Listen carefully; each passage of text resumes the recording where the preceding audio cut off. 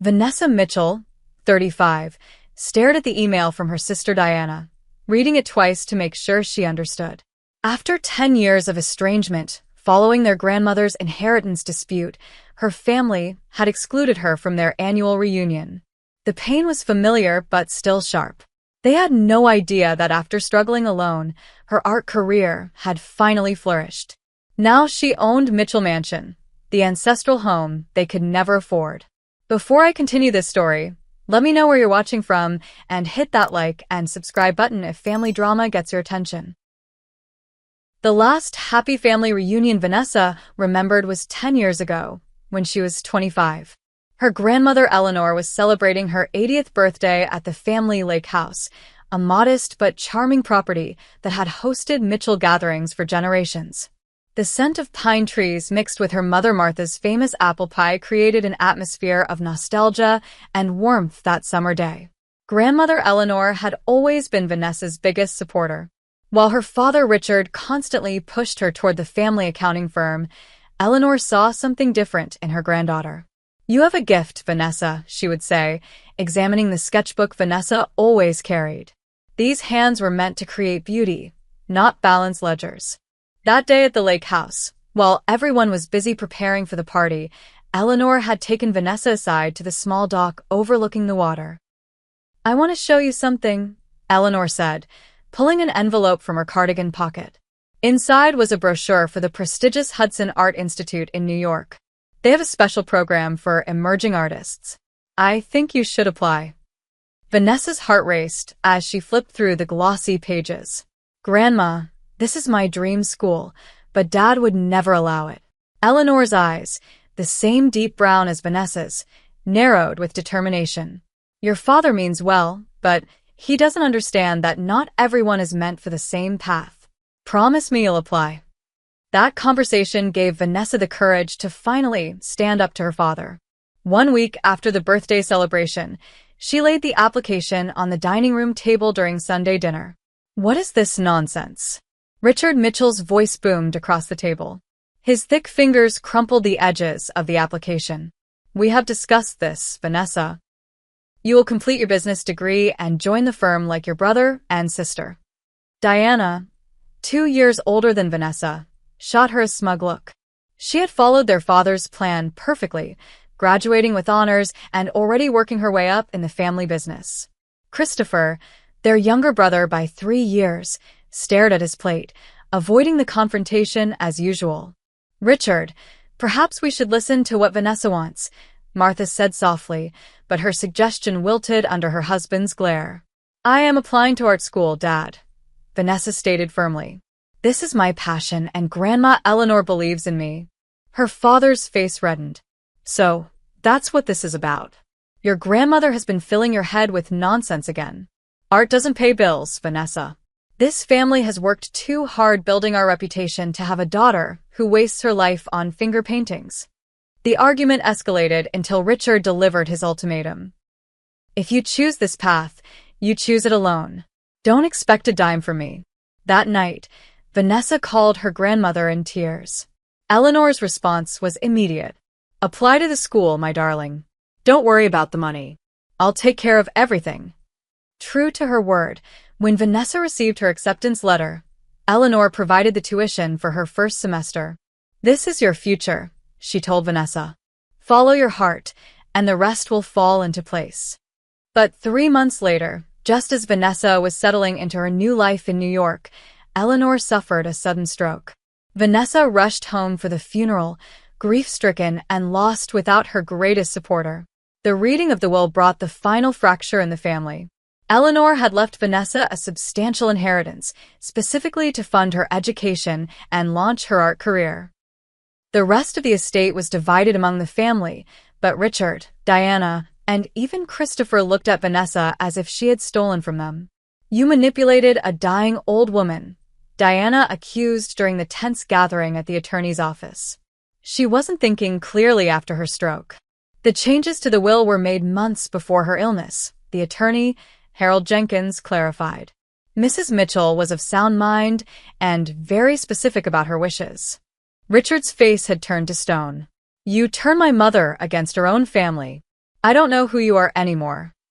Vanessa tried to explain that she had never asked for the money, that it had been Eleanor's decision, but no one would listen.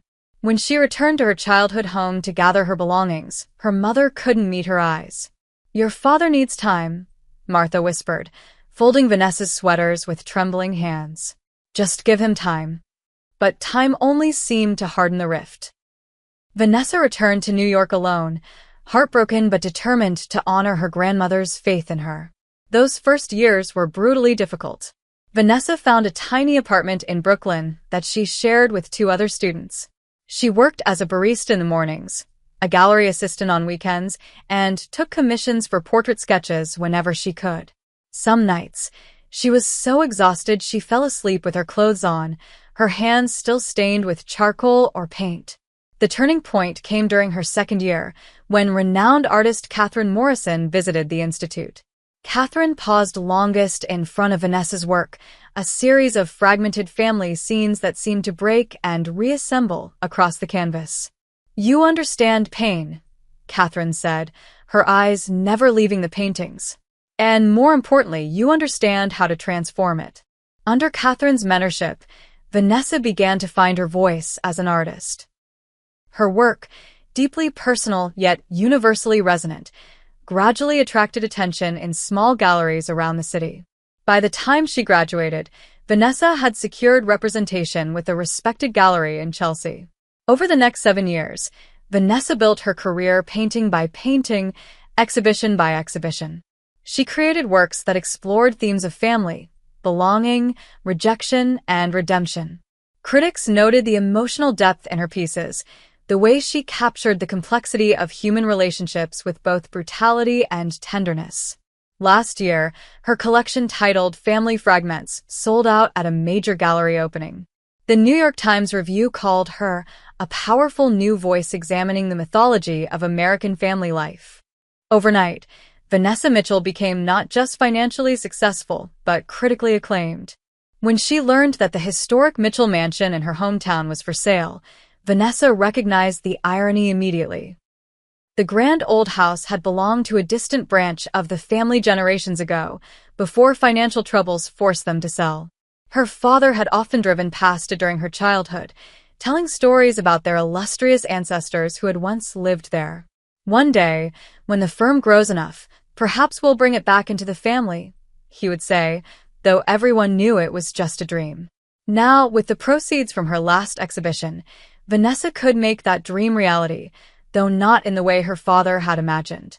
The purchase gave her a strange sense of coming full circle, of honoring both her ancestry and her grandmother's faith in her.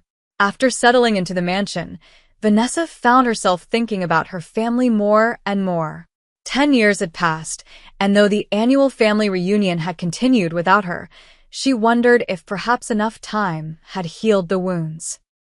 Using her new address on the elegant stationery she had commissioned for the house, Vanessa sent invitations to her parents, Diana, Christopher, and several aunts, uncles, and cousins.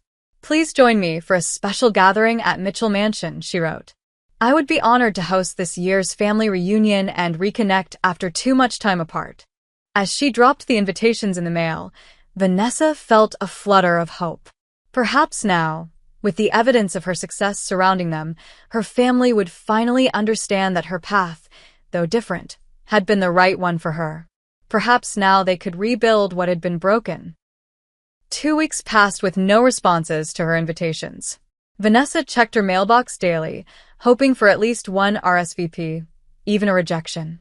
The silence was worse than an outright no, leaving her in a limbo of uncertainty and rekindled hope. One evening, while scrolling through social media, Vanessa paused on a post from her cousin Jessica. The image showed a large group gathered on the deck of a lake house, drinks raised in a toast. She recognized the location immediately as Uncle Thomas's summer place, the alternate venue for family gatherings when her grandmother's house became too small. The caption read, "Annual Mitchell Family Reunion. So blessed to have everyone together again." Everyone. The word stung as Vanessa zoomed in on the photo, identifying her parents, Diana with her husband, Christopher looking taller than she remembered, aunts, uncles, cousins, and even friends of the family she had grown up knowing. Everyone except her. She was still staring at the image when her phone pinged with an email notification from Diana. Vanessa's hands trembled slightly as she opened it. "Vanessa, I saw that you sent invitations for a reunion at your new house. I should explain that we already had plans for our annual gathering at Uncle Thomas's place. To be honest, we thought it would be uncomfortable for everyone if you were included, given the history.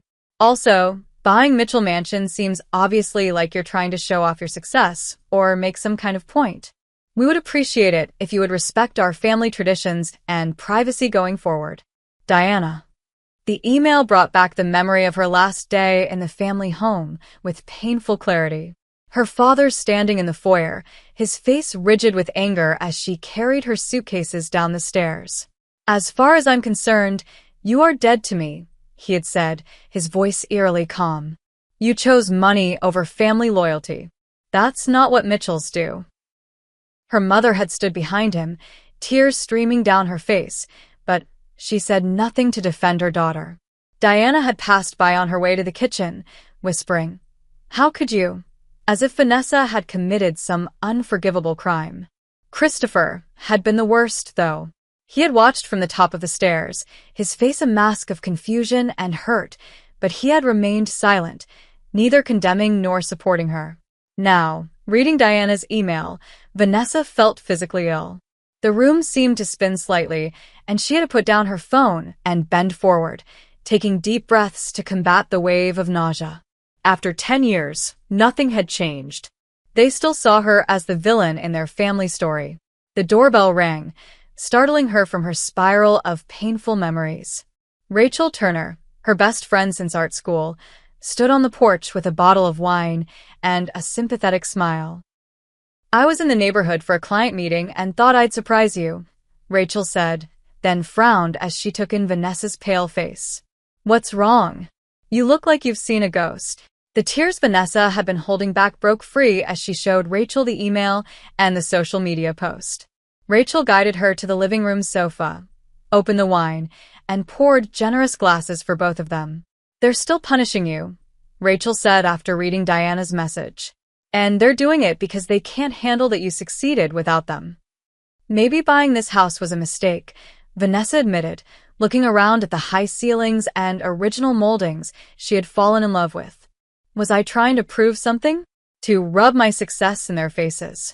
"You bought this house because you loved it and because you could," Rachel said firmly. "Your success isn't about them, even if they want to make it so." Vanessa led Rachel through the mansion, showing her the rooms she had carefully prepared for family members who never intended to come. The guest room with the blue wallpaper that would have been perfect for her parents. The smaller room with excellent natural light where Diana's teenage daughter could have stayed. The den she had imagined Christopher enjoying, with its wall of bookshelves and comfortable leather chairs. "All this space, and it's just me," Vanessa said softly, standing in the grand dining room where she had envisioned a family dinner that would never happen. Rachel studied her friend for a long moment, then smiled slowly. "What if, instead of waiting for them to accept your invitation, you used this beautiful space for something else? You've been talking about hosting an exhibition outside the gallery system. Why not here?"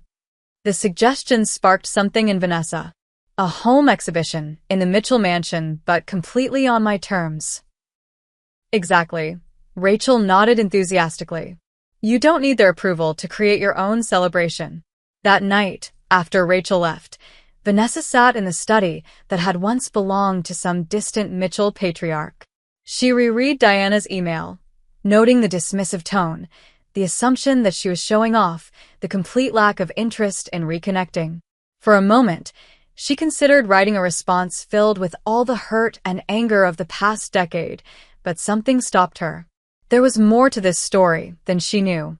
The bitterness in Diana's words, the collective decision to exclude her, the continued resentment over the inheritance, all suggested that the narrative her family believed was significantly different from reality. If she wanted to truly understand what had happened and possibly find some resolution, she needed more information. The realization didn't erase the pain of being excluded once again, but it gave Vanessa a sense of purpose. If her family wouldn't come to her willingly, perhaps she needed to change her approach. Not by giving up, but by finding a way to confront the past directly, with evidence rather than just emotion. The attic of Mitchell Mansion was filled with the original owner's antique furniture and trunks, which Vanessa had been gradually sorting through since moving in. Now, with renewed purpose, she climbed the narrow stairs to retrieve the box of her grandmother's keepsakes she had stored there.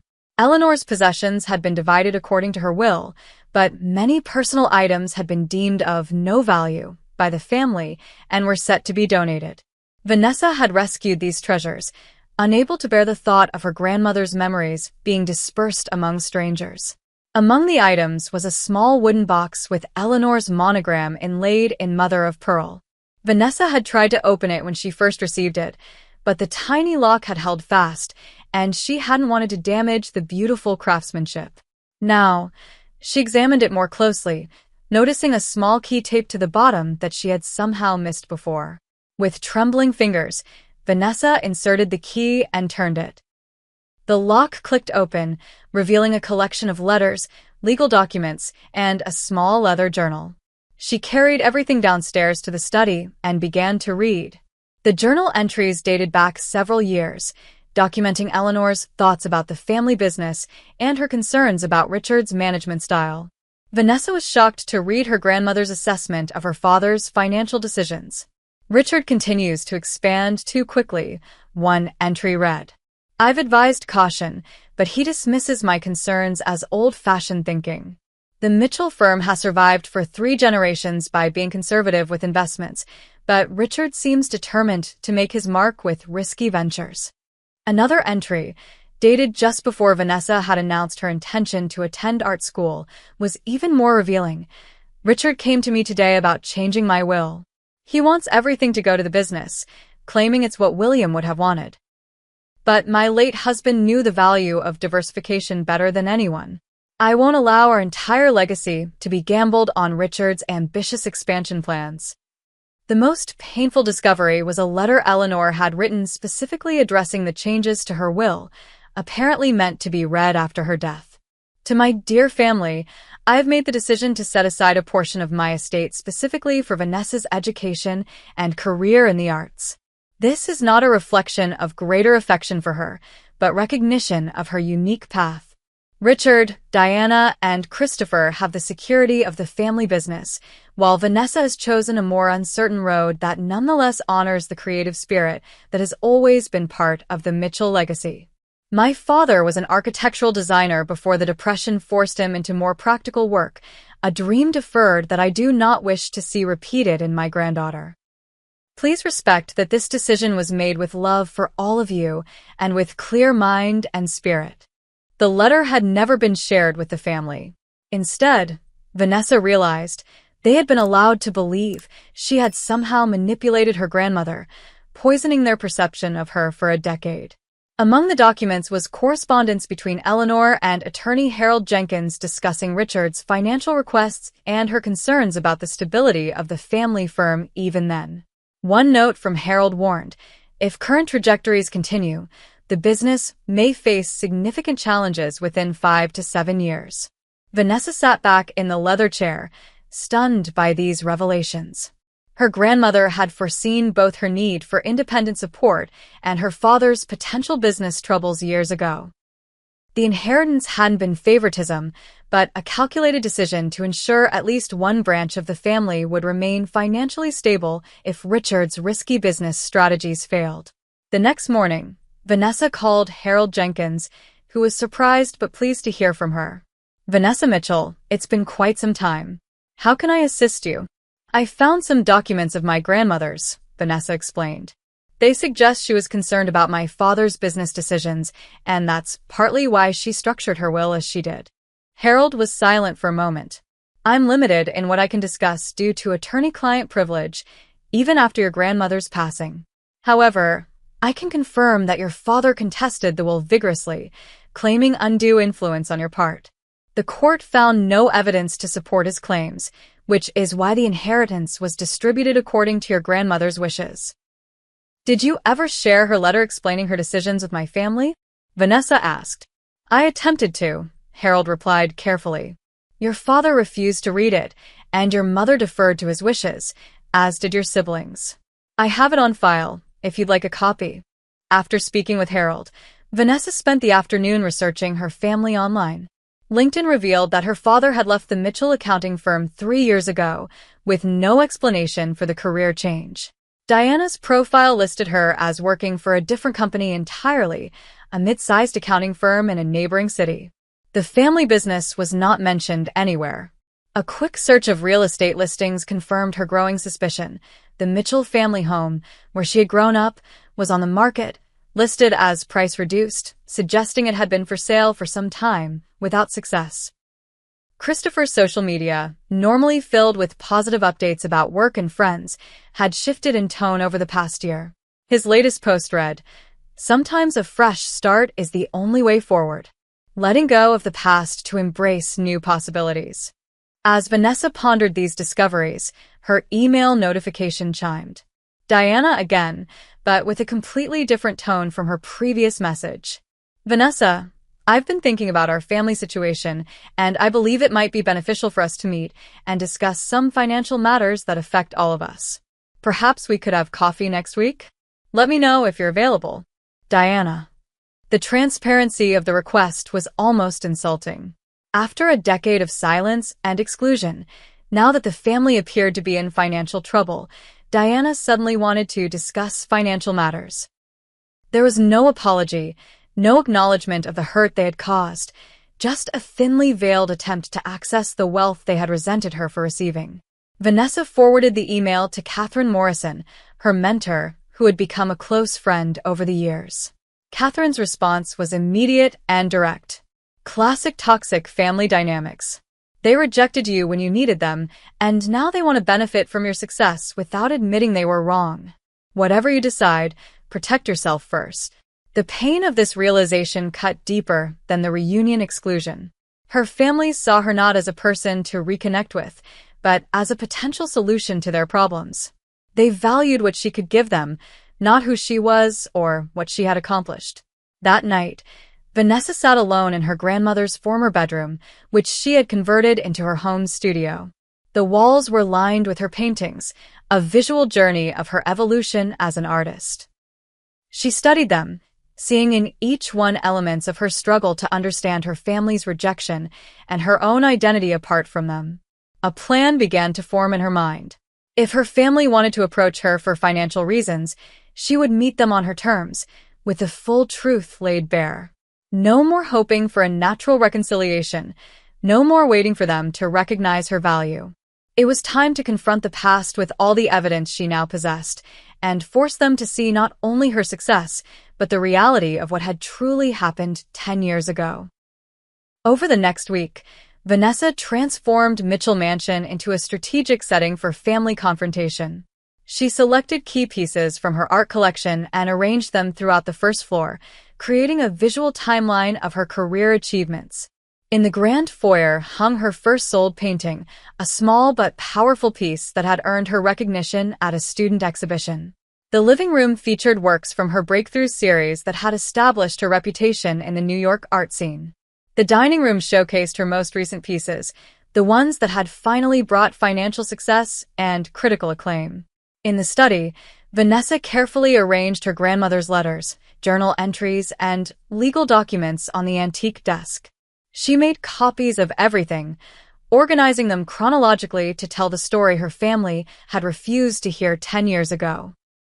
Instead of responding directly to Diana's email, Vanessa sent formal invitations to her parents, Diana and Christopher.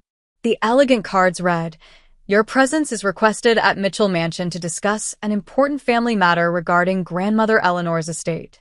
Dinner will be served." She included her phone number but not her email, forcing them to call if they wanted to decline. To her unsurprised satisfaction, all 4 family members RSVP'd within 24 hours, agreeing to attend. "They're coming for the money," Rachel observed when Vanessa told her about the plan.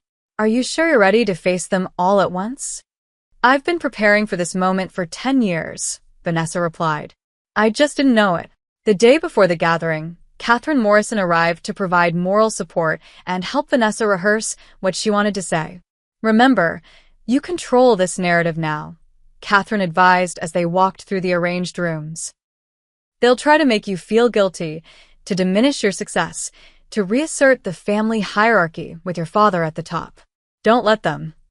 The evening of the dinner, Rachel and Vanessa's boyfriend Daniel Matthews helped with final preparations. Daniel, a curator she had met through her gallery 2 years ago, understood the significance of this confrontation. "Just remember, no matter what happens with them, you have people who love you for exactly who you are," he said, squeezing her hand before departing to give her space for the family reunion. At precisely 7 o'clock, the doorbell rang. Vanessa took a deep breath, smoothed her simple but elegant black dress, and opened the door to face her past. Richard and Martha Mitchell stood on the porch, both looking noticeably older than Vanessa remembered. Her father's confident posture remained, but his hair had grayed completely, and deep lines bracketed his mouth. Her mother seemed smaller somehow, her shoulders slightly hunched, as if carrying an invisible weight. "Vanessa," her father said stiffly, offering no embrace. "You wanted to discuss financial matters." "Please come in," Vanessa replied, stepping aside. "Diana and Christopher haven't arrived yet." Her mother moved forward hesitantly, looking around the grand entrance hall with wide eyes. "The house is beautiful," she offered quietly. "You've done well for yourself." Before Vanessa could respond, Diana's car pulled into the circular driveway. She emerged with her husband Michael, whom Vanessa had only met once, briefly, before the estrangement. Christopher arrived moments later, alone, and looking uncomfortable in a suit that seemed slightly too large for his frame. Vanessa led everyone to the living room, where she had arranged for pre-dinner drinks. The conversation was stilted and superficial, focusing mainly on the house itself. "How exactly did you afford a property like this?" Diana asked, her tone suggesting the question had been burning inside her since she received the invitation. "This must have cost millions." "My last exhibition was very successful," Vanessa answered simply. "And I've made good investments with my earnings." "Always the lucky one," Diana muttered, just loud enough to be heard. Vanessa guided them to the dining room, where she had prepared an elegant meal with the help of a local caterer. The tension around the table was palpable as they took their seats, Richard automatically assuming the head position until Vanessa gently indicated that was her place. As they ate, Vanessa asked polite questions about their lives, noting how they avoided any mention of the family business or their current financial situations. Her father spoke vaguely about consulting work, while Diana described her new position as a lateral move for better work-life balance. Christopher admitted he had recently moved to a smaller apartment to save for the future. When the dessert plates were cleared, Vanessa stood and addressed her family directly for the first time. "I imagine you're wondering why I invited you here tonight," she began. "Diana's email suggested you wanted to discuss financial matters, but before we get to that, I think we need to address what happened 10 years ago." "That's ancient history," her father interrupted. "There's no need to rehash old grievances." "Actually, there is," Vanessa said firmly. "Because I recently discovered that what you believe happened isn't what actually occurred." She led them to the study, where her grandmother's documents were displayed. "After you excluded me from the family reunion, I found these among grandmother's possessions." One by one, she handed them copies of Eleanor's journal entries, the correspondence with Harold Jenkins, and finally, the letter explaining her decision regarding the inheritance. "Grandmother changed her will not because I manipulated her, but because she was concerned about the risks Dad was taking with the family business," Vanessa explained. She wanted to ensure that at least one member of the family would have financial security if those risks didn't pay off. Richard's face flushed with anger. "This is absurd. My mother would never have questioned my business decisions. She knew nothing about modern accounting practices." "Yet she predicted exactly what would happen," Vanessa countered, handing him the letter from Harold warning about the 5 to 7 year timeline for potential business failure. "The Mitchell firm collapsed 8 years after she died, didn't it, Dad?" The color drained from Richard's face as he stared at the letter. Martha began to cry quietly, while Diana and Christopher exchanged shocked glances. You lost the business, Vanessa continued, her voice steady despite the emotion churning inside her. You had to sell the family home. You're all working for other companies now. Everything grandmother feared would happen did happen. You have no right, Richard began, but his voice lacked its usual authority. I have every right, Vanessa cut in. You accused me of manipulating her. You told me I was dead to you. You excluded me from the family for 10 years because of a narrative that wasn't even true.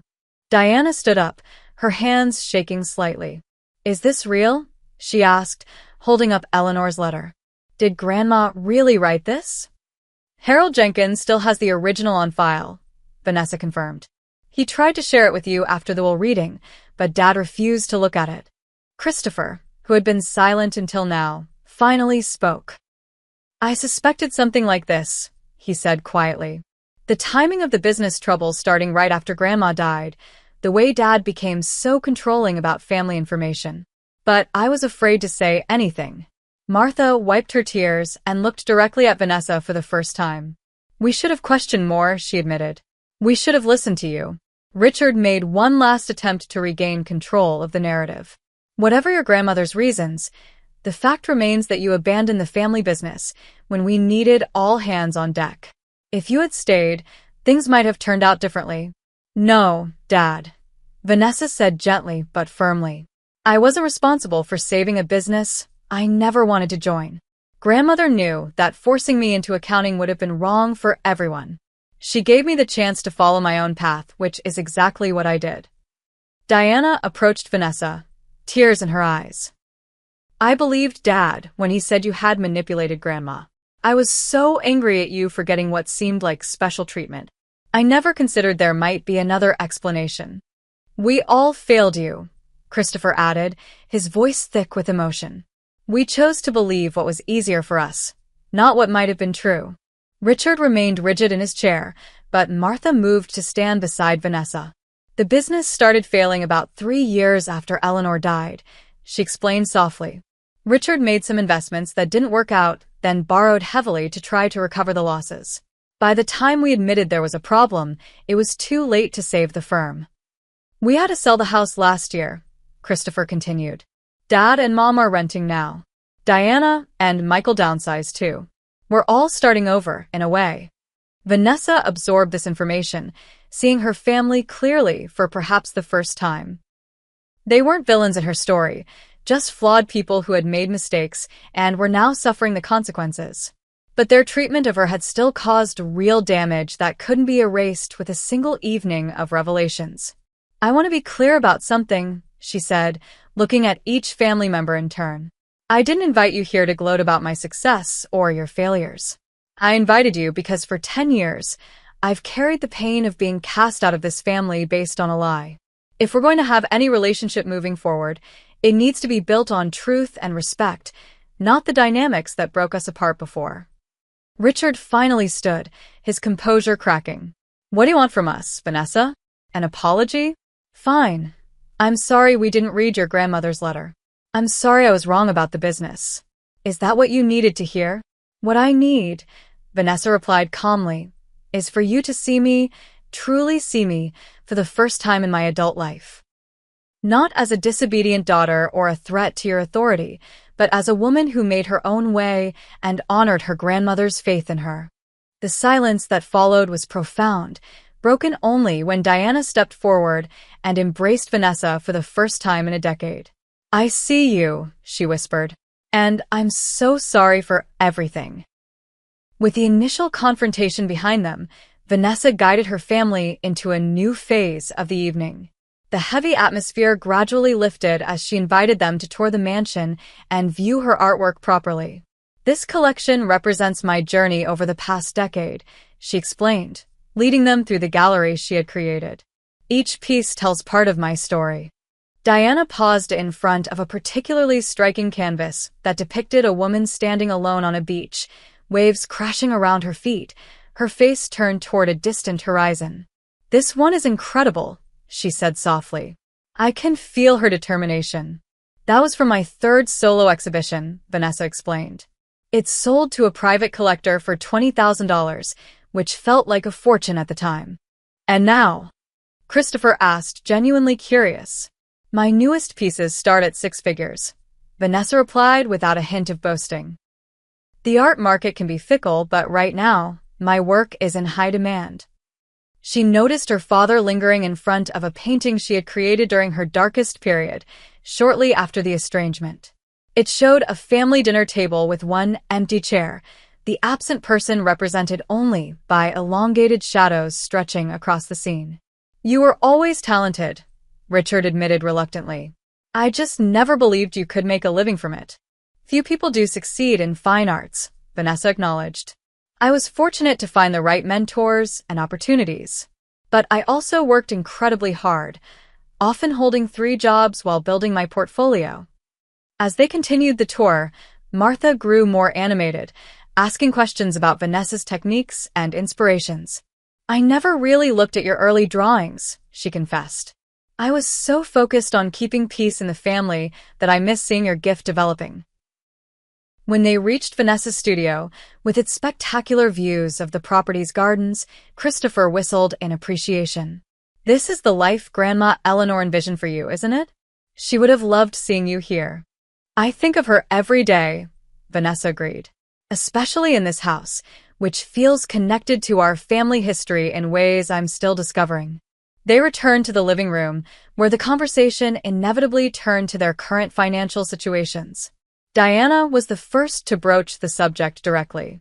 We didn't just come here to reconcile, though I'm deeply grateful that's happening, she admitted. The truth is, we're all struggling financially since the business failed. Dad and Mom have very little retirement saved, and Michael and I are still paying off debts from trying to help save the firm. Vanessa appreciated her sister's honesty. I suspected as much when you suddenly wanted to discuss financial matters after 10 years of silence. Richard shifted uncomfortably. We're not here for a handout, he insisted, though his expression suggested otherwise. Good, because that's not what I'm offering, Vanessa replied calmly. What I am proposing is a business opportunity that might benefit all of us. She outlined her plan, which she had developed after discovering their financial troubles.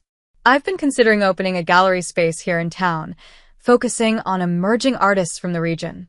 The mansion has a carriage house that would be perfect for conversion. What I need is someone with business experience to manage the operation while I handle the artistic direction and connections to the New York art world. Diana leaned forward, interest sparking in her eyes. You're offering us jobs? I'm offering a partnership, Vanessa clarified. Dad, your accounting background would be valuable for the financial aspects. Diana, your organizational skills could handle the operational side. Christopher, your people skills would make you an excellent gallery host and sales associate. And what would we need to invest? Richard asked, clearly calculating in his head. Your time and expertise, Vanessa answered. I'll provide the capital for renovation and startup costs. But I need to be clear about something, Dad. If we work together, we're equals. There's no hierarchy where you make unilateral decisions. We operate by consensus, or not at all. Richard's jaw tightened, but after a moment he nodded. That seems reasonable, given the circumstances. There's one more condition, Vanessa added. I need a public acknowledgement from all of you that the story about me manipulating grandmother was false. The people in this town have believed that narrative for 10 years, and it needs to be corrected before we can work together publicly. Martha reached for her husband's hand. We can do that, Richard. We owe Vanessa that much, at least. As they discussed the details of the potential partnership, the doorbell rang. Vanessa excused herself to answer it, returning with Daniel, who had arrived as planned. I'd like you all to meet someone important to me, she said. This is Daniel Matthews, my partner in both life and often in art. He's a curator at the Westfield Gallery in New York. Daniel's warm smile and genuine interest in her family helped ease the remaining tension. He asked thoughtful questions about their lives and shared stories about how he and Vanessa had met, carefully avoiding any mentions of her success that might make them uncomfortable. As the evening drew to a close, Diana asked if she could speak with Vanessa privately. In the study, with the door closed, her sister finally broke down completely. I've been so jealous of you for so long, Diana confessed through tears. First because Grandma seemed to favor you, then because you got the inheritance, and finally because you built this amazing career while our family business crumbled. But seeing you tonight, hearing the truth, I just feel ashamed of how I've treated you." "We all made mistakes," Vanessa said, surprised by her own capacity for forgiveness. "You believed what Dad told you, which is understandable. But moving forward, I need a sister who sees me clearly and respects my choices." "I want that too," Diana replied, wiping her eyes. "And I want you to meet my daughter. She's 15 now and showing real interest in art. I've been encouraging her, partly because I've followed your career from a distance even while we were estranged." Christopher caught Vanessa alone next, his approach more awkward but equally sincere. "I should have stood up for you," he said simply. "I was the peacekeeper in the family, always trying to smooth things over instead of demanding truth. I won't make that mistake again." By the time her family departed, the power dynamic had shifted completely. Vanessa stood on the front steps of Mitchell Mansion, watching their cars disappear down the driveway, no longer the rejected daughter, but a successful woman offering her family a path forward on her terms. Daniel joined her, wrapping an arm around her shoulders. "How do you feel?" "Vindicated," Vanessa replied thoughtfully, "but also strangely peaceful. For years, I imagined this confrontation would be all rage and accusations. Instead, it felt like finally putting down a heavy burden I've been carrying for a decade." "They saw you tonight," Daniel observed. "Really saw you, maybe for the first time?" Vanessa nodded, turning back toward the house that symbolized both her success and her heritage. "Yes, they did. And surprisingly, I think I finally saw them too." 1 week after the family confrontation, Vanessa met Diana for coffee at a small cafe downtown. Without the pressure of the entire family present, her sister seemed more relaxed, though still carrying an air of apology in her every gesture. "I want to explain what happened after you left," Diana began, stirring her latte absently. "Not to excuse our behavior, but to help you understand." Over the next hour, Diana revealed the family's downward spiral following Eleanor's death. Richard had indeed made increasingly risky investments, convinced that aggressive expansion was the only way to grow the business in a changing market. When those investments failed, he had borrowed against the family home to cover the losses. Dad became obsessed with salvaging his reputation, Diana explained. The more desperate things got, the more controlling he became. None of us were allowed to discuss the business troubles outside the family. He was convinced he could turn things around if we just worked harder, stayed loyal. Martha had developed severe anxiety and depression as their financial situation deteriorated, often medicating herself to get through social events where they still pretended everything was fine. Christopher had finally left the firm 3 years ago after a major argument with their father about transparency with clients. "The worst part was how Dad maintained this fiction about you," Diana continued. "He told everyone, including our extended family, that you had manipulated Grandma Eleanor while she was vulnerable. It became this unquestionable family truth. Anyone who suggested reaching out to you was shut down immediately." "Did you ever doubt that story?" Vanessa asked, trying to keep accusation from her voice. Diana looked down. "Sometimes. Especially when I saw your career progressing in the art magazines I'd secretly buy. You seemed so focused, so driven." It didn't match the manipulative person Dad described. But it was easier to believe him than to confront the possibility we had wronged you. Learning how thoroughly her father had controlled the family narrative helped Vanessa understand the dynamics that had kept her isolated for so long. It didn't erase the pain, but it contextualized it, making it more comprehensible. "What about the extended family?" she asked. "Aunts, uncles, cousins?" "They were told the same story," Diana admitted. "Though I think Aunt Louise always had her doubts. She would ask about you occasionally, which always made Dad angry." By the time they parted, Vanessa had agreed to regular coffee meetings with Diana and to meet her niece, Lily, who apparently had inherited the artistic talent that had skipped Diana's generation. 2 days later, Christopher invited Vanessa to lunch. Unlike Diana, who had married and started a family during their estrangement, Christopher had remained single, focusing on rebuilding his career after leaving the family firm. "I should have reached out years ago," he said as they sat in a restaurant near his apartment. "I knew something wasn't right about Dad's version of events, but I was too cowardly to challenge him directly." "Fear isn't the same as cowardice," Vanessa pointed out. "Dad has always been intimidating, even before the business troubles." Christopher nodded gratefully at her understanding. "Still, I've had to do a lot of reflection on why I stood by while you were cast out. I think part of me was afraid that if I defended you, I'd be next." He explained that their father had become increasingly rigid as the business declined, demanding absolute loyalty from everyone in the family. It was like living under a dictator. We all walked on eggshells, afraid of triggering his anger or disappointment. As they continued meeting with various family members over the following weeks, Vanessa established clear boundaries, particularly with her parents. She agreed to Sunday dinners twice a month, but refused to discuss business matters in that setting. She invited her mother to tour local art galleries with her, but made it clear that her father needed to demonstrate consistent respect before their relationship could truly heal. Richard struggled the most with the new dynamic. Decades of being the unquestioned head of the family had ingrained patterns that were difficult to break. During one tense dinner, he reverted to his authoritative tone when discussing the gallery project. "The space needs to be configured efficiently," he declared. "I've drawn up plans that maximize the display area while minimizing operational costs." "I appreciate your input," Vanessa replied calmly, "but as I mentioned, these decisions will be made collaboratively. Daniel and I have extensive experience with gallery layouts that encourage visitor engagement and art sales." Richard's face reddened, but to his credit, he took a deep breath and nodded. "Of course. I'd be interested to see your ideas as well."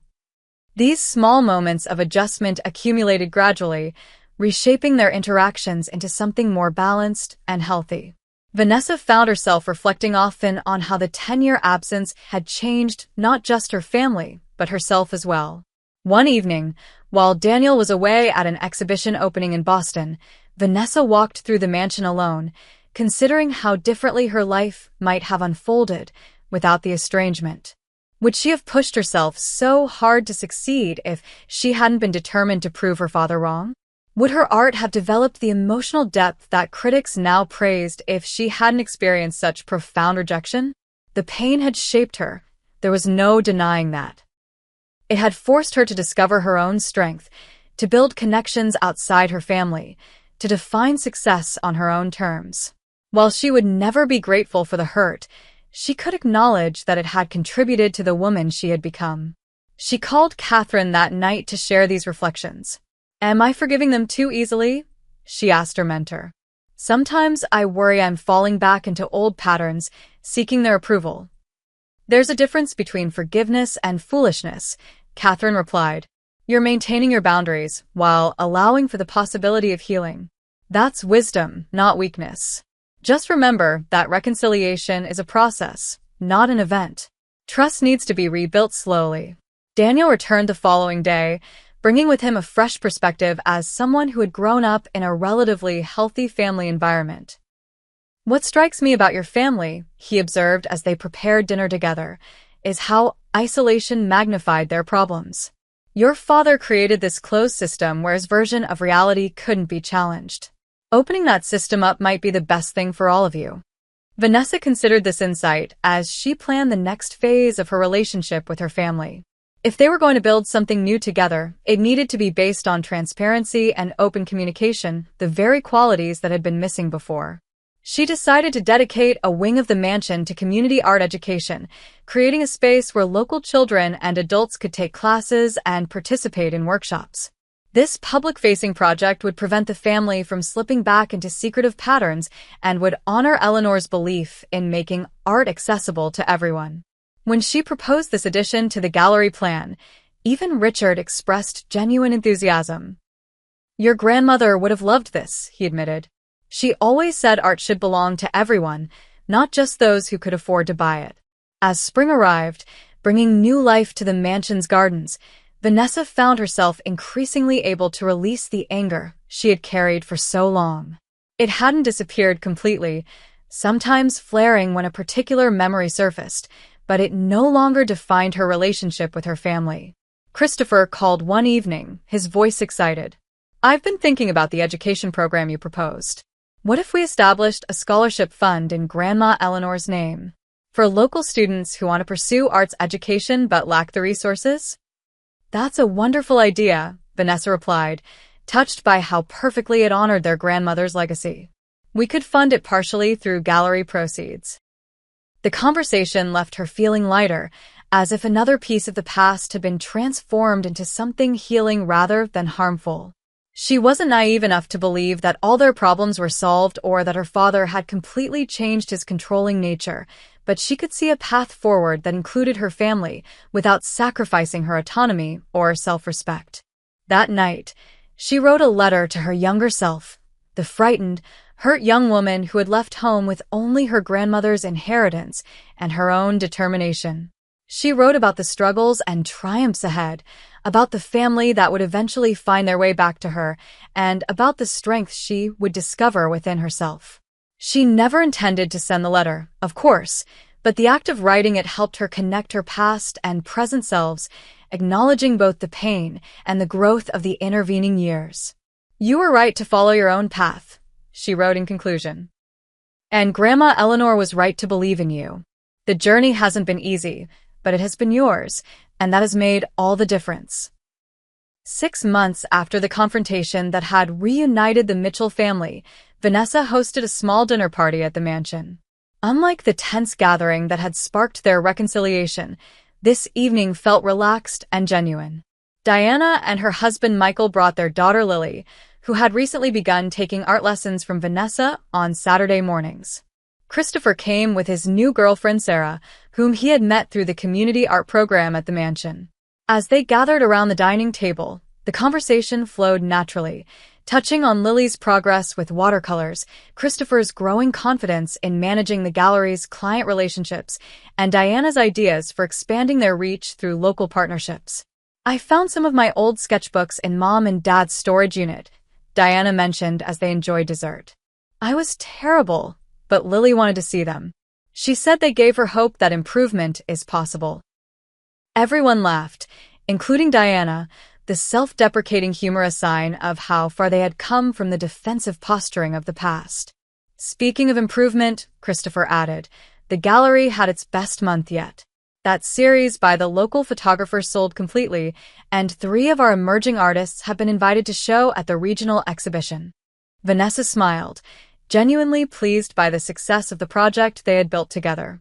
The Mitchell Gallery had opened 2 months ago in the renovated carriage house, featuring a carefully curated mix of established and emerging artists.